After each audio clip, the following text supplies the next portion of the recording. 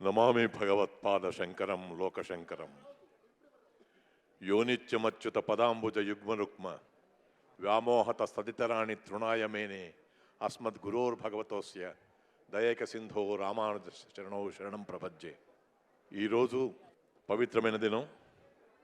21వ తేదీ నాడు దర్శనం మరవామల వెంకటరమణ శర్మ గారు అవధాన సహస్రఫణి బ్రహ్మశ్రీ నాగఫణి మాడుగుల నాగఫణి శర్మ గారికి గురువందనం చేసి, ఈ వారం ఆదివారం నాడు బ్రహ్మశ్రీ శంకరమంచి రామకృష్ణ శాస్త్రి గారికి, అలాగే బ్రహ్మశ్రీ చల్లా శ్రీనివాస్ శర్మ గారికి ఈ సత్కారం చేయడం అనేటువంటిది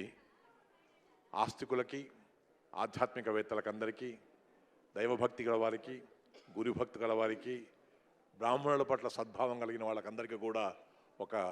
సదాలోచన కలిగించేటువంటి కార్యక్రమం ఇది. ఈ కార్యక్రమానికి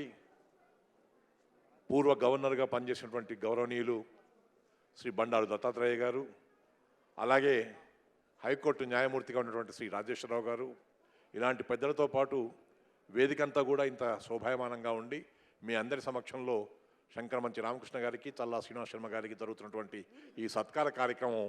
ఎంతోమంది బ్రాహ్మణులకు స్ఫూర్తిమంతంగా ఉంది. మనం కూడా ఇలాగే సత్కీర్తి పొంది స్ఫూర్తి పొందించేటువంటి స్థితిలో ఉంటే వాళ్ళకు జరుగుతున్నటువంటి సత్కారాలను చూసింది ఇవాళ జరుగుతున్నటువంటి సత్కారం ఏదైతే ఉందో దీని ద్వారా శంకరమంచి రామకృష్ణ శాస్త్రి దంపతులు కానీ,